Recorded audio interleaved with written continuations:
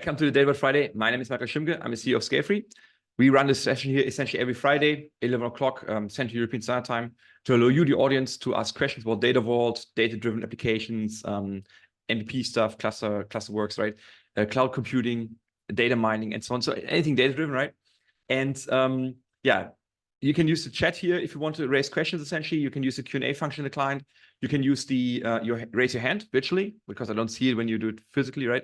And yeah, I can also show you a form after today's session, or at least the link to the form, where you can submit your questions and we pick them up for one of the next sessions, essentially. If you receive multiple questions, I will be cherry picking. If you receive no questions, I will talk about my mini cluster here on the side. Didn't have much time for a couple of reasons to work on this. So glad that you're sending in questions a lot. This is cool. Yeah, let's just jump into one of the questions. I wondered that I'm not sure if we had this before or not, because I wonder why we never answered it.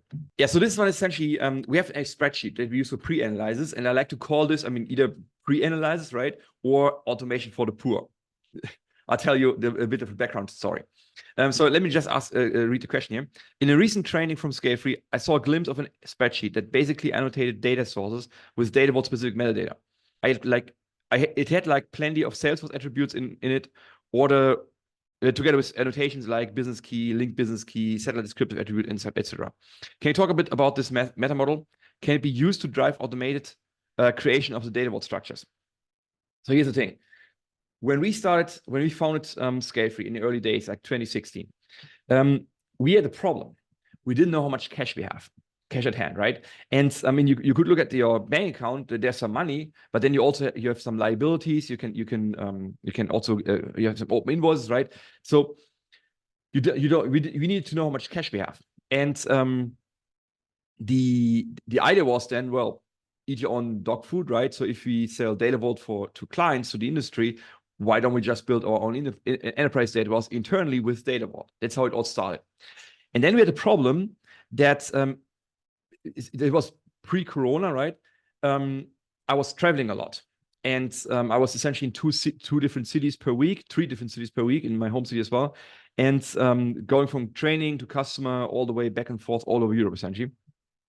Weird times, but so we had the problem that we essentially had to meet on weekends to essentially analyze data sources, right? So to look at a couple of data sources from sales, we use Salesforce internally, to look at Salesforce data sets, identify the business keys, decide what are the foreign keys and the links, what are the descriptive data, GDPR topics, right? Person data, non-person data, security levels, and so on. And nobody, even at ScaleFree, wants to meet on Saturdays, to be honest, right? So we decided we have to do it because I want to be in a room and there was no other way. And we said, okay, let's meet, but then let's make these meetings at 10 a.m. in the morning, right? 10 a.m. in the morning on Saturdays, as efficient as possible. So after 1 or 2 hours, we're done, we can go. So let's make it really efficient. And that's where this sheet essentially came up. We came up with this Excel sheet, essentially to perform a pre-analysis before we would then automate the raw data vault. And back then, we couldn't afford one of the automation tools.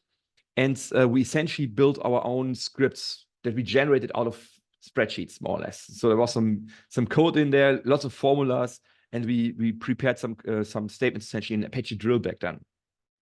I wouldn't do that, but even not anymore, building my own automation tool. However, I would still, even if I use any tool out there, I would always use this Excel sheet for pre-analysis. Why?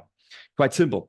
Because the automation tools, they require specific metadata from you, right? It must be error-free, because every error in the metadata will lead to an erroneous output. So you really have to spend some time of optimizing or correcting the metadata, making it fit, and so on. Take some time. But on Saturday mornings, or when you sit with your business user on any day, the business users are busy with their daily work. So you don't want to waste their time. Same game here, right? So you want to make these meetings with them as efficient as possible, because they are very valuable for you, and you want to get as much input for the data vaults from them as possible, essentially, in these time limited meetings. So same argumentation. It's not Saturdays. All right, so let's see. So that's the basic idea. So I would always do a pre-analysis to get what we need from the business user. And then after this training, we then spend some time of creating the metadata for the tool of your choice. That's how it works, not in any other way, at least to make it efficient. Sorry, because you don't want to sit with the business users hacking in the metadata for your tool, for your automation tool, and that takes hours, right? So that's not efficient. So what we do is we always create some spreadsheet, Excel or Google Sheets, whatever. We create some spreadsheet where we essentially, before the meeting, we add the metadata of the data sources where we believe, maybe with input from the business, we get the data from. So we decided for the sprint to build some business value, some report, some dashboard, maybe something else. And for this new business value, for this new report, we know roughly where data comes from. If we don't know, we ask, right? So that's the idea. So go and ask them, where do you think is the data coming from? And those tables, those source tables, we add the metadata for in the sheet essentially. And this metadata comes from either directly from the source system or from your data lake, where we recommend to not only store the data, but also the metadata essentially. So we get the metadata for the objects, the relations that we think is required for the next sprint. We add the columns, the data types, the lengths, and a sort order, essentially before the meeting. So everything until column F is essentially prepared before the meeting. And then, because that can be done by the developer, right? After some input, when you know what you want to look at, you essentially get the metadata in there. And then it's the goal. So the goal now is to come up with the metadata, at least the first draft, to ingest this lead object or contact object or whatever from in this case Salesforce or anything else, doesn't matter, into the raw data. That's the job now, right? That's what we want to achieve. So the question becomes, for the lead object, for example, and there's a filter on it, right? So for the lead object, what is the business key, right? And many clients, they make the mistake, in my opinion, that they use the ID operational wise, not you guys, but in the operational context, they often use the ID as a key.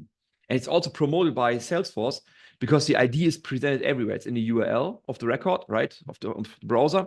But it's also when you send out emails to clients, this ID becomes part of the subject of the email. So there's a ref ID or something. So they can essentially attach the answer by the client again to the record, for example. So this ID is promoted, and that way this ID becomes a business key because users are working with it. And if you just copy and paste the link to the contact into some Word document or something, then you already start working with it, right? And that's a problem, in my opinion, but so be it. It's a common issue by many tools, essentially. Now, but what happens is you're integrating now the Word document or your other system with Salesforce by the ID. That's the issue I see. But never mind, so be it. But we at ScaleFree, we decide to introduce our own business keys for those business objects we keep track in Salesforce, essentially. So, for example, in our case, here, the lead key. So we just named this key somehow, lead key, whatever. _ C, that's a custom field, essentially. Lead key, that's the business key that we came up with. That's our business key. And that's what we type in here. Free field, it's just an Excel sheet, right? So you type in some name here, business key, and then you go all the way back. So if we found the business key down there, if that lead key is the business key, what about the ID? Well, the ID is just a technical ID, and therefore it becomes a descriptive attribute, describing the business key in the hub that we selected, essentially. And that way you go for every attribute now. The is deleted, it's the deletion flag in Salesforce. So when you essentially delete a record, Salesforce is only performing a soft delete, and you can recover the record later from a trash bin or something. So that's also just a descriptive attribute. That's it. Master record ID. That's, I believe, when you deduplicate records in Salesforce, that indicates essentially the master record where you, I believe, deduplicated it to, and that's a reference to another lead. Well, but the problem is for the lead, we said the business key should be the lead key, not the ID, and that's the ID that's being referenced here, right? It's a foreign key, a reference in Salesforce is a foreign key. That's a reference to an ID, and that's a character 18 essentially. So same game here, right? So character 18. So, but that's not my business key for the hub. I would like to use the lead key, and that's essentially a smart key where we have a prefix L minus, and then the year when we generated the lead minus, and then some running number. That's our lead key, essentially, some natural key. That's what I want to use. So what we need to do is we need to perform a pre-join. So this is a relationship, it's a link, but we need to do a pre-join to get the business key for the lead that we referencing here. So that's what we're marking here. So pre-join required for link. That's our standard comment essentially. So the developer knows what to do essentially, right? This sheet here is in preparation. We prepare essentially the input for the developer so they can develop the actual metadata for your tool of your choice, essentially for the raw data later. And then we keep going. Last name, first names, all descriptive attributes. Anything interesting here? The owner ID, that's a reference to a user. So again, that's an ID, but we're going to select something else for the hub user, some other business key, which means essentially we need to do again a pre-join. So what you see is I'm doing some patterns here, right? It's a free text field, yes, and we use it as a free text field, but we're trying to establish patterns. Descriptive attribute, business key, pre-join required for link, and so on. And there's more links, account IDs, when you convert a lead to an account or to an opportunity and so on. Something interesting here, maybe. Business key. Ignore some debug fields. Well, where the developers of our internal Salesforce installation said, okay, we're going to remove this. So then we say, okay, let's ignore this, because if we remove this field anyway, no need to model this in a raw data vault. We have some other case. Let me just switch the case here from lead to contact is good. We have a record type ID. That's again a reference. And we want to, but the record type is a reference table. So there needs to be something done essentially with the reference table here. Let's ignore this. I'm not sure what's going on here. Maybe something. I'm looking for something interesting here. So we use Google Drive for storing files, and there's a URL or the ID of the folder where we store some data about the contact, maybe some, I don't know, contract, something, and so on, and some documents essentially. And the Google Drive ID is again a technical ID, but the business key the business is using essentially to refer to a Google Drive folder is essentially the full URL, which includes the Google Drive ID. So what we're saying here is essentially, well, yeah, Google Drive ID is the business key on the reference table, but concatenated with the Google Drive URL. So it's really a free text field. We try to establish patterns, but we use it for providing all the information that the developer needs later to set up the constants here or set up the metadata essentially for the next tool essentially, right? So we go to attribute by attribute through this list, and here the contact key would be the business key, by the way. Here the contact key.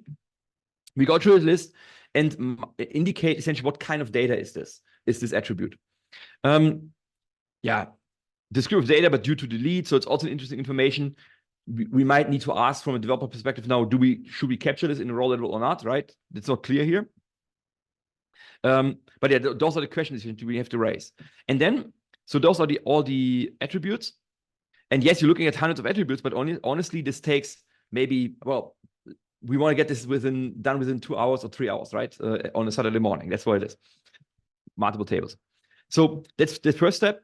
And then we're asking for every attribute. Typically, when we have descriptive attributes, we load them into a satellite, but we also split satellites. And we split by source. Well, that's the source here, the source name and the contact ID, right? But then we also split by rate of change, security, and privacy level. Yeah. So what we do is we define different rate of change levels. R,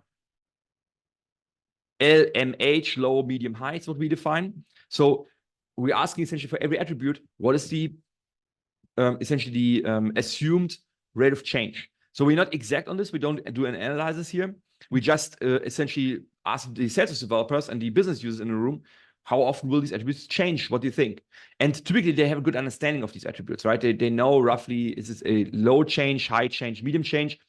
We define low, I believe, as low is never or once a year, is when you expect a change.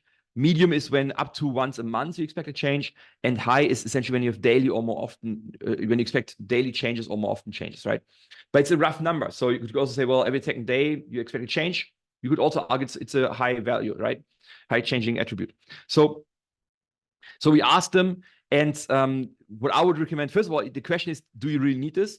Because it depends on the target platform. We needed it. And then the other question is, what I would say is be pragmatic on this one. So because you don't, so let me give you an example.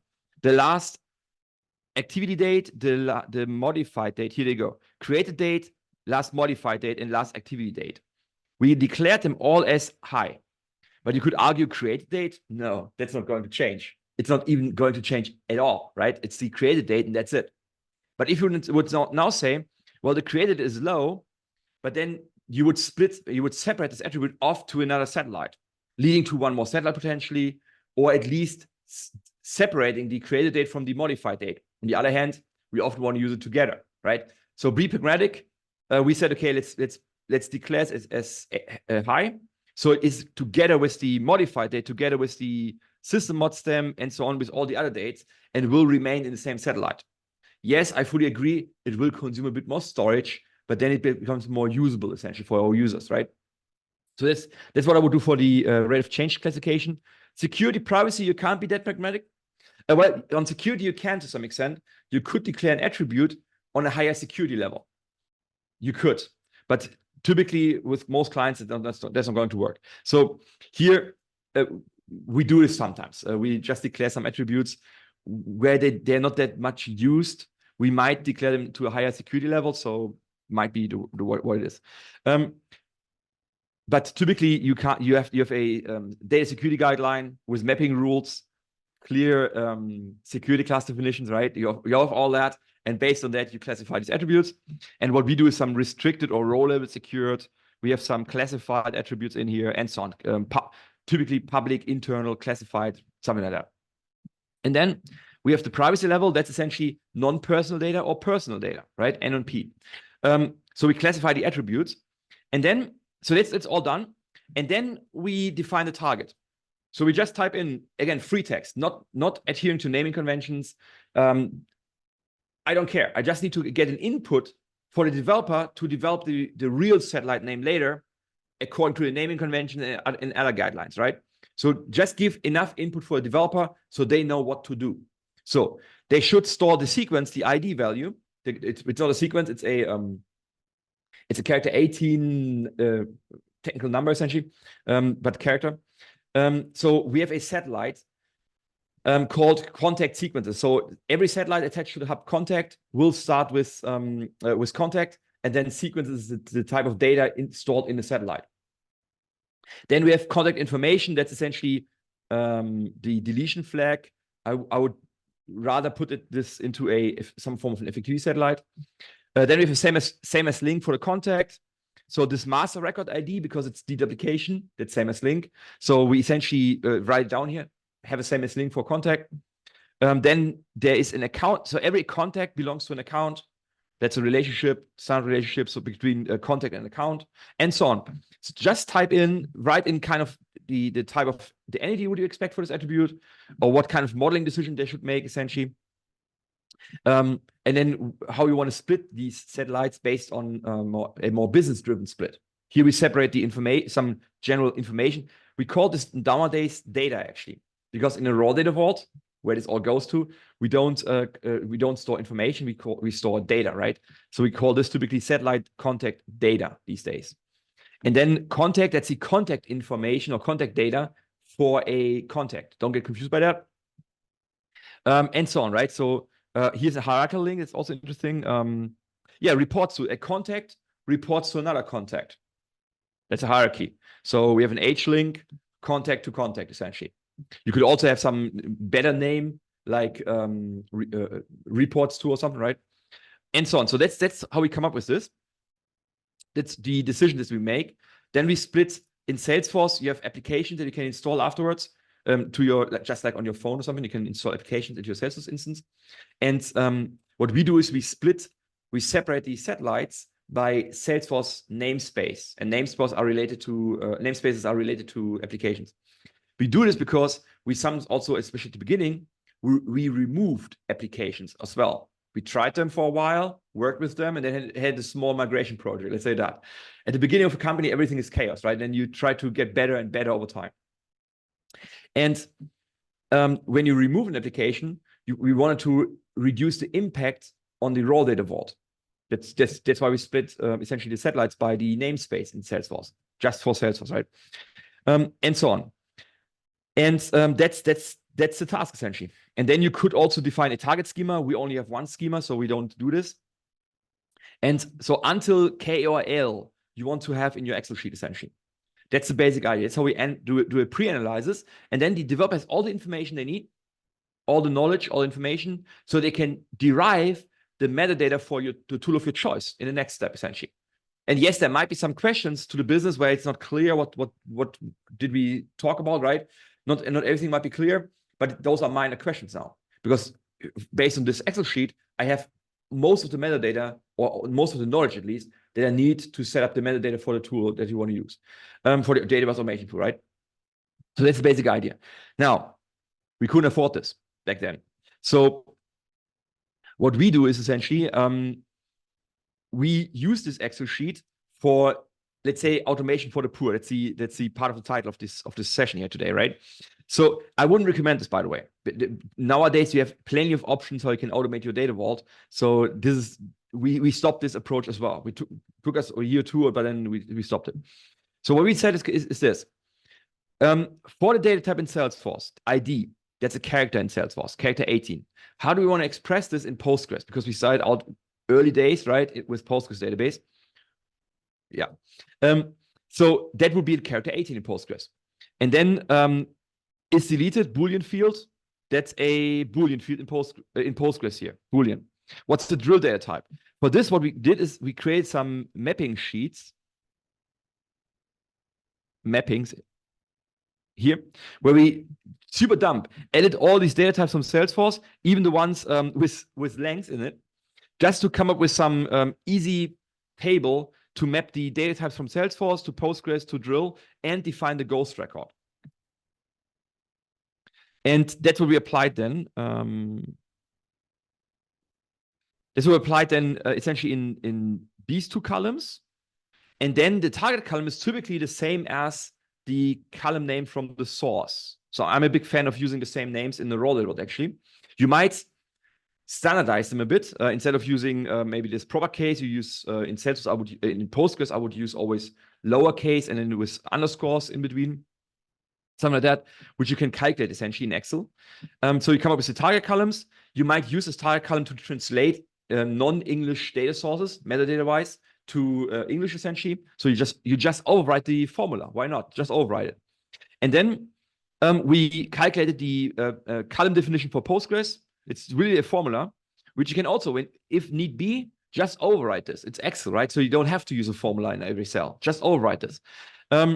We calculated or looked up the zero key for the data types. And then I'm not sure anymore what this was. But then we also calculated the part of the drill statements. We had a template in the wiki where we had placeholders in it and said, okay, plug in part A from the Excel sheet. So so what we did is we filtered now for one target, let's say contact information. That's what you want to use. Fine. Copy, filter. 1 second. Okay, clear. So I'm filtering down to one satellite, to one target. There you go. So I'm filtering to one target satellite. Those attributes should be apparently in the same satellite, right? Well, I have to filter for privacy and security as well. So there's some low, but here, let's go for R because those are satellite splits. Splitting, and then I go for, let's say, the personal satellite. All right. So that's the nice thing about this spreadsheet. I can essentially filter. Now I see when I set up the metadata for your tool, for the database automation tool, you can quickly filter to the next satellite you want to focus on, essentially, right? And then what we would do is we would just copy and paste these calculations here. Again, formulas. We copy and paste this text into the template. Super stupid, right? Some template in the wiki, placeholders in it, replace the placeholder by part A, part B, part C. And then you have your statement. And we mark the statement to be done. And I'm not sure what this here anymore is, but doesn't matter. So, and then you had your insert statements from data lake into your raw data vault. and then we deployed it to some target database metadata table to to schedule it for execution, essentially. That was the automation for the poor.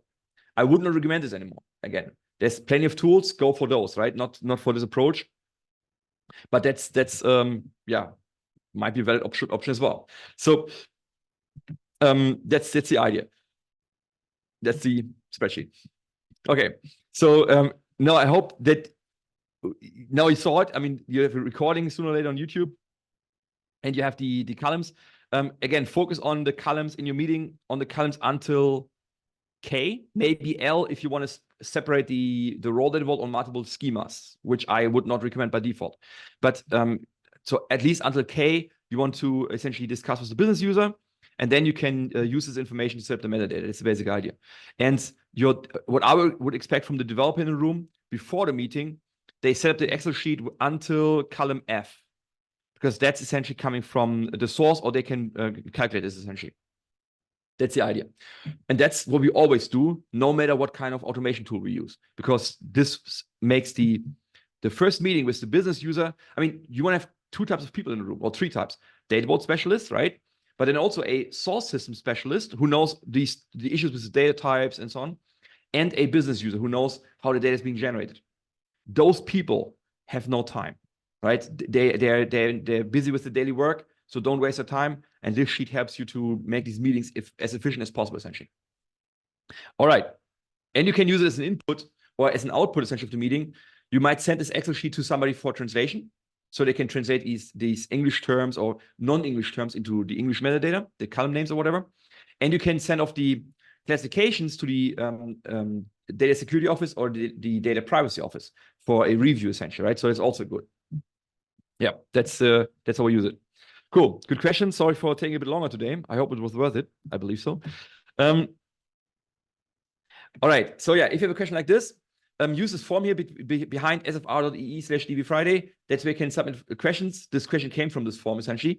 And I want to recommend other webinars that we also run.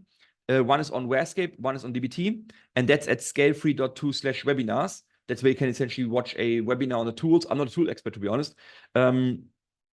Once a month are these meetings, essentially. And if you can't wait for next Friday to raise your questions, or if you're sitting there and wondering, right, when your question is that you submitted already, when your question is due, essentially, well, check out the Data Vault Innovators community, DVIC, that we set up with Ignition back over in Australia.